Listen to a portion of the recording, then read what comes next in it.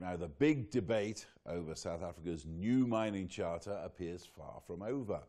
Whereas the employers in the shape of the Minerals Council of South Africa welcome some of the watering down of the mining charter, it still wants more talks over matters that it's not happy with, including the high procurement target of 70% from black-owned companies. Is it too late? Well, joining me is Tebello Chabana, the Senior Executive, Public Affairs and Transformation of the Minerals Council of South Africa. That's the question a lot of people were asking me last night. You said you want more talks, but people said, isn't it too late? It's been gazetted. It's a done deal. Good day, Chris. Look, I think what we're saying is, I think it's important to say that we support the Charter. It's a final document. We support its intent. We support its content. We think it is really quite a good compromise between essentially transformation and trying to meet the competitive challenges essentially for the industry. And it's been a long time coming, as you know. I mean, I think this is almost like 3 ministers later that we've got. Well, it's more than 5 years in the rewriting, is it not? Yeah? Well, the charter process itself, essentially it's been quite a while. So we're quite glad that it's finalized. So we support it. However, we do say that there are some challenges that we do have with it. And those are some of the things that we really do intend to engage the minister a bit further. But this is more on how to implement the charter. I think that's really the key message I need to give you here. It's that we accept the charter. We're about now, well, let's get on with it and implement it. It's not about trying to negotiate further, essentially, with the DMR. What can you actually do about it? Because I know that the Minerals Council of South Africa, I keep wanting to say Chamber of Mines, went to court only recently, and you won an interdict. I mean, are you prepared to go that far? Look, we still got to complete the consultation process with our members, but we felt that it was important that at least we come up with a statement. So I think that is unlikely. I mean, as we say, we support the charter. I mean, you must understand that this time last year we were in a very different position. I mean, just finished at the Joburg Indaba at the this time last year, we were boycotting the dinner, saying that we weren't going to attend the dinner because Minister Zwane was there. We interdicted his charter. So that was quite a drastic step, I think, for the industry to take, but I think it was absolutely necessary. What we have here is a minister that's willing to engage with the industry. So we've engaged with the regulator, we've engaged with other stakeholders, and we have something that we think we can live with. So it's a very different scenario to back then. You say you're happy with the charter, but some of the cynics I know in the mining industry, and believe me, there's one or two, are saying that they don't believe this charter is going to bring growth nor jobs into this industry here. Yeah, I think, let me rephrase it.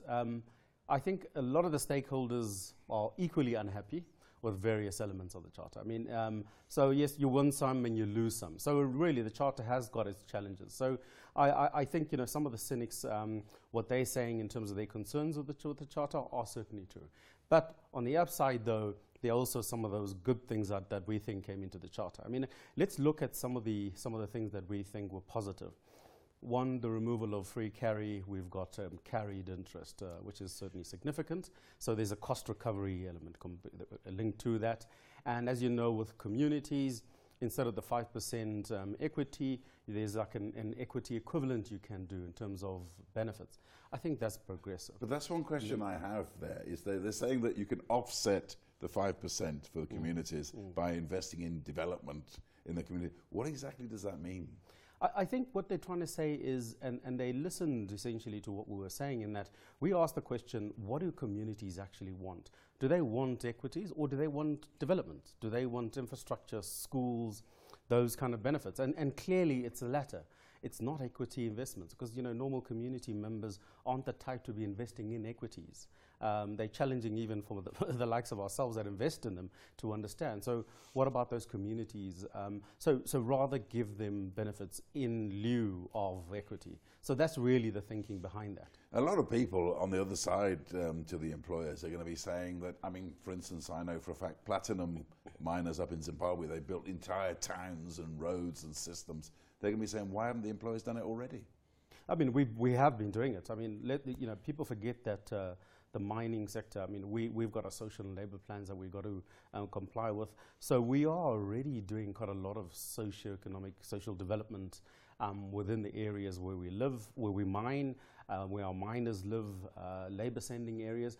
So now this provision that's coming it's in addition to your social and labour plan commitments. So instead of doing equity, you can do more development. But mining companies are certainly doing it. And speaking about the communities, just before we talk about procurement, a lot of the communities I know, I've dealt with them many times as a journalist in the past. I know they can be very sticky, and I know that they can be very militant when they think they know what they want from a mining company. So one of the people I spoke to about this mining charter said that they felt that it was like a license for warlords almost from communities to start agitating perhaps beyond the terms of the charter. Sure, that's an interesting perspective.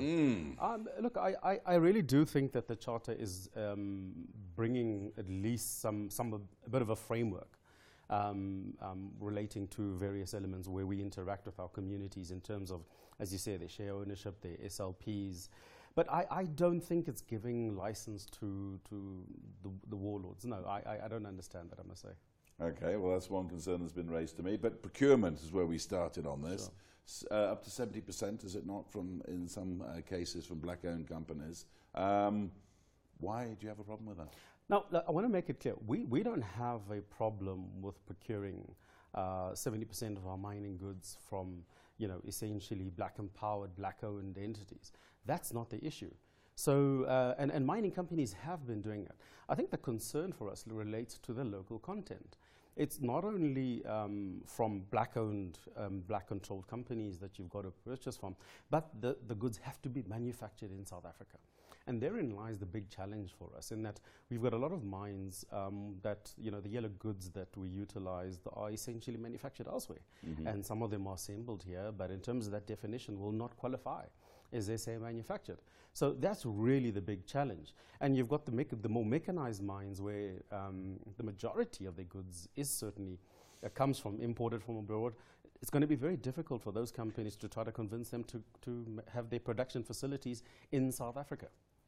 How likely is it that a major operation in this country, mining op, could actually be closed down because you can't follow the letter of the law in terms of 70% black procurement?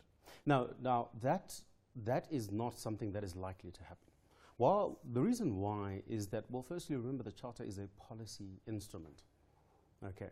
So it's not and this has been our interpretation, and it was certainly confirmed by that the judgment relating to that once empowered, always empowered. It confirmed that the Charter is a policy instrument. It is not something that if you do not follow to the letter of the law, you can get your license revoked as a result of. So it's really not that kind of instrument. So that's absolutely important. And then also, you've got to realize that the Charter isn't developed so that you will get 100%. So you'll get recognition for what you do, and hopefully you'll be at a certain level so that you are compliant. And that's what you strive for as a mining company. But I really don't see anybody really shooting their lights out and getting 100% of the Charter. But I don't think that's really possible. Well, I'm sure there's a lot of very robust discussions to come in the next few months between government, the unions, the communities, and the mining houses. Thank you very much indeed for your time and insights. That was Tebello Chabana, the Senior Executive, Public Affairs and Transformation of the Minerals Council of South Africa.